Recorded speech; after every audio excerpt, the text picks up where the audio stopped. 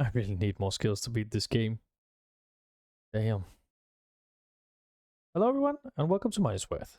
This time, I bought Risk of Rain Returns, and it has a base price of €14.99, so I will play it for 15 hours or until I complete the game. When I'm done, I'm going to rate it on gameplay, content, and Money's Worth. I will play the game for 15 hours and be back with my ratings. And I'm back. I have now played Risk of Rain Returns for 15 hours. I completed a few runs, but haven't unlocked everything. Let's get into the review. Your spaceship has been attacked by a mysterious dude on a nearby planet. You and other survivors get into your escape pods and crash on the planet. You now have to find your way back to your ship. First of all, we pick a survivor to play. At first, we can only pick between 2 survivors. Then you play as the chosen survivor for the entire run. Every survivor has 4 abilities. First skill is a primary skill, and on most survivors you can spam it while it only deals a small amount of damage. The secondary skill is usually a skill with a mechanic to hit multiple targets. The third is often a movement or utility skill. Fourth is a special move that is very unique to that survivor. While going through the levels, you can also find active abilities you can switch between if you find another one you like better. These abilities are very strong but have a long cooldown. The main objective of every level is to find the teleporter and survive for 90 seconds and kill the boss.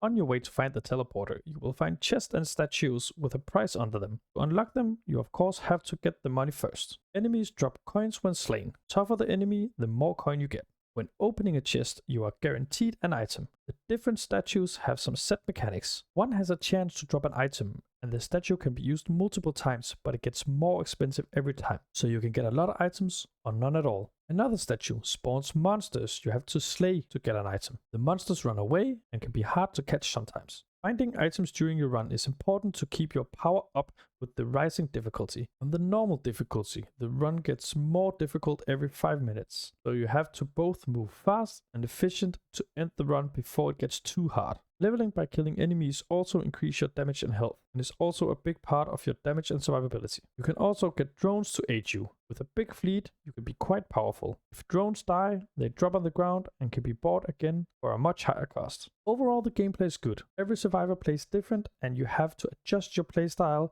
to use their ability efficiently. There are some features I find a bit annoying, such as not being able to aim more than to the sides. But it makes the game harder, and I like a challenge, but it takes time to get used to. But what about the content? Is there enough to do?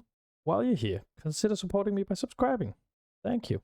In single player mode, you spawn in a random map layout, and you then have to find the portal and go to the next level. Every time you go into a new level, all cost of chests and statues goes up, but monsters also drop a lot more coins. When you get through the portal a set number of times, you get to the last level. I will not spoil this for you since I felt it was a big part of the fun when I reached it. Co-op works like single player with the same goal. Only difference is that there are up to 3 allies and you do not share items automatically. So you have to distribute items between you so no one gets underpowered. If you die, you turn into a drone and can fly around and deal minor damage. If your team survives and gets through the portal, you respawn in the next level. If you die as a drone, it's game over for you. But it is quite easy to survive as a drone since you can fly. I didn't get far in the multiplayer since it got very hard super quickly, like in single player.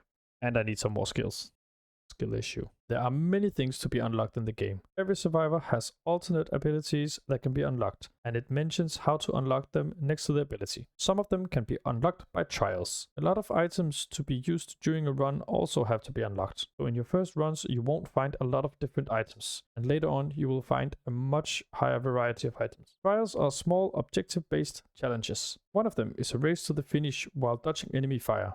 Another is to kill enemies with a special ability while the rest of your abilities are locked. To get completion, trials have a set goal you have to do. They also have a harder goal, and if you get this, you will get a small crown next to the trial. These trials are challenging, and I had to try most of them more than once to first get the hang of them before being able to complete them. 3 difficulties make the game challenging for every level of gamer. I could not finish the game on the normal difficulty, but had only a minor challenge on the easy one. I never got to try the hardest difficulty since I could not finish the normal difficulty. You can also customize the game to your liking. There are several features to turn on and off before starting a run. I didn't mess around with these features since I tried to finish a run on the normal difficulty with the normal settings. The game offers a lot of content, but how will I rate the categories? And do I think the game is worth €15? The gameplay is simple and still works very well. You get used to the controls in a few hours, and then it is a hard challenge to try and finish a run. All the different survivors are challenging in their own way, and it is fun to try them out once you unlock them. There are a few things about the movement I do not like, but overall the game plays well. I will rate the gameplay